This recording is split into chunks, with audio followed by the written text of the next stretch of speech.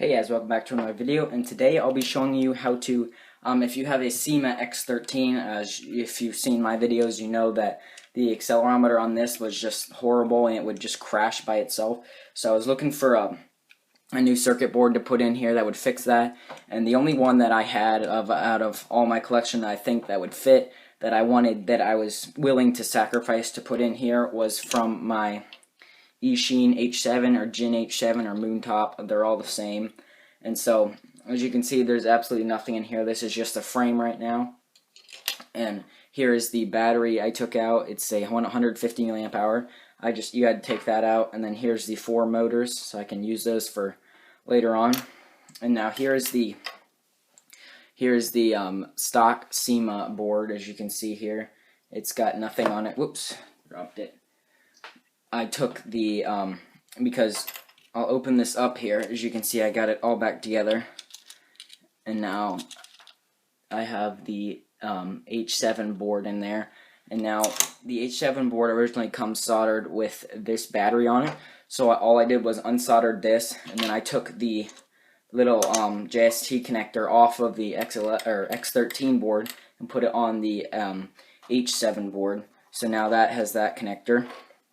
And now the screw holes for here, these ones are actually a little bit farther in than the H7's board, so it was sitting out a little bit farther, so you couldn't actually screw it in. So I just put a dot of hot glue on each of the 4 posts where the screws are supposed to go, and I just stuck it on there as straight as I could.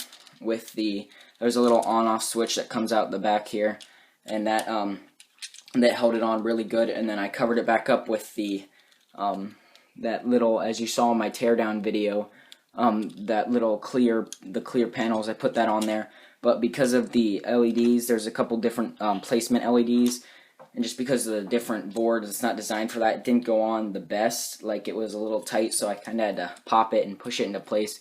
As you can probably see here, it's like a little crack, like it's separated a little bit, like it didn't fit on perfectly, but this side's perfect. Like some of them are good, but it still fit on well enough to like not break anything. And then the antenna is just in there. And now actually you have no on-off switch anymore, because the on-off switch is actually below under this port here. But so I guess technically, I mean, you couldn't really do this because the on-off switch always on, but you can now charge through the port if the battery was connected. But when I put it in, I made sure that I turned the switch on, so that now I just turn it on and off by plugging in the battery, since the on-off switch is no longer accessible. And I'll show you here. Open it up. You can still fit plug the battery in here. As you can see, it turns on right away. And I'll bind it real quick. Okay, there we go. As you can see, the LEDs actually still do shine through. You have the green and white up front, so that's that white headlight that kind of still shines through. As you can see it through the plastic a little, and then on all the other sides you have blue. So I wouldn't say maybe a night flyer anymore, but it still does have some LEDs to look cool, because these LEDs are directly on the board. And now the battery is fairly hard to get in there. You gotta, because that LED panel doesn't sit in there as well, you kind of have to smush the wires off to the side here. Just try and get them in there. You gotta really smush it down in there so it'll close. I can't get it right now. I'll have to redo that, but it's pretty hard to get the battery in there. But once it does, it flies regularly. And now you can use the little H7 transmitter, but I just find that this isn't as nice as, like, say the Moontop, because this is the Moontop M9916 transmitter, which also works with the H7. So since I put the H7 board in the X13, I can now use this transmitter, as you can see. And now the weird thing about this is it has 3 rates, but it seems like the first rate is low, and the second rate is high, and the third rate is low. Since this only has 2 rates, the third rate is weird. Like, it's just weird. Now I'll do some indoor footage, just a little stability test, and then I'll do some outdoor footage to show you how it flies. And now, just like the H7, it does have a really fast yaw, and that causes it to spin out a little bit. So it's not the best flyer, but it's definitely a lot better than it was, because now it actually flies for me. So yeah, if you have an H7, if you want to try it out, switching the boards, I'm probably just going to throw this out because I can't use it.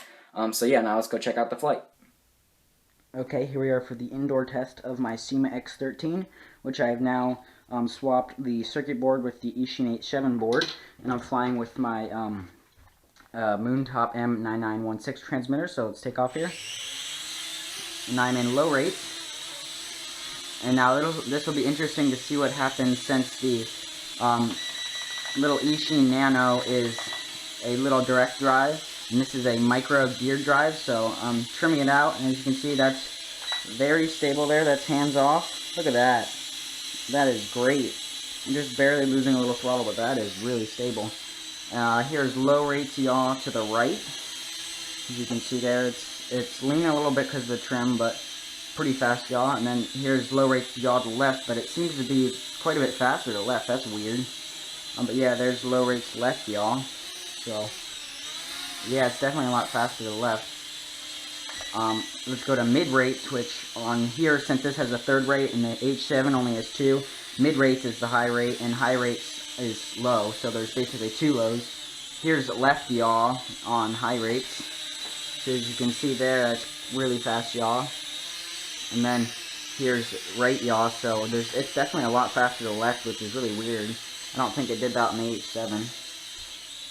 And now, as you can see, when I'm stopping right yaw, it'll stop immediately. But if I give left yaw, you hear that? And can you see it? It's like it takes like a second to stop. So that's gonna, yeah, right there. You can see doing turns. That's gonna cause a lot of spin out.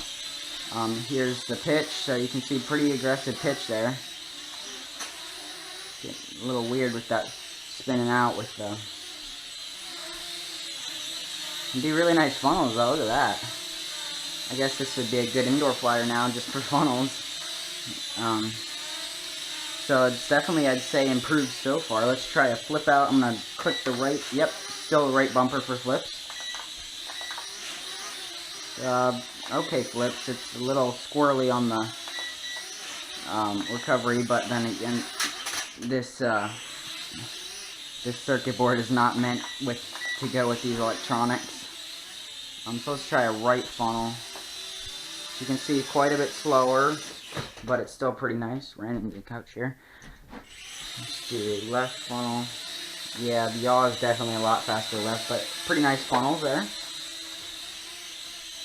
It does fly a little bit weird, like I was flying it outside earlier. Just because the left yaw, it doesn't stop right away. It kind of spins out a lot more than the original because I guess of the instant power of the direct drive props versus the slower push of the geared. So it flies pretty weird, but I guess if you stayed in low rates, yeah, in low rates it's okay. So if a beginner, I mean, a beginner wouldn't get this because you have to do the board mod. But bring it to landing. Okay, there you go. That was the indoor test, and as you can see, it worked out okay. It's still a little weird, kind of like the H7. It spins out a lot, but definitely an improvement over the X11 board as it flies without crashing for me now. So, yeah, now let's go take it outside. Okay, here we are for the outdoor test of my Syma X13 with the Eachine H7 board inside. And so I'll start off with the hand launch here. You can see it. I'm in low rates right now. But there's a bit of wind coming. It's picking up as I speak. Let's see, low rates here, or no, yeah, lower. Like I said in my first part of the video, the low and high rates on this remote are basically the same thing because the regular H7 only has 2 rates, so the third high rate on here does nothing. Let's look at, that's the high rates yaw. So you can see very fast yaw. A little bit too fast in my opinion to be a nice controllable flyer. It's starting to get pretty windy here, but here's I'm in high rates, and as you can see there, it just spun out. So the yaw is a little bit uncontrollable, and it's having some weird, like I know it is really windy out right now, but it's being a little bit weird, but it still hasn't crashed like the original X13 board did, so I guess it's working good so far. Definitely a lot better in stock. Yeah, it's fine, okay. Sorry if there's any wind buffeting. Somewhat windy out.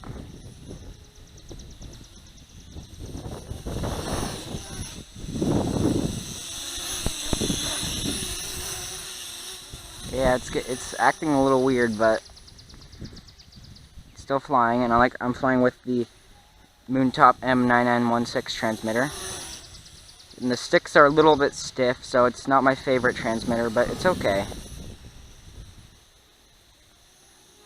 And so as you can see, that was a pretty good result of swapping out the boards from the Eachine H7 to my Syma X13. So if you like the video, please give it a thumbs up and subscribe if you aren't already, and I'll see you in the next video. Bye.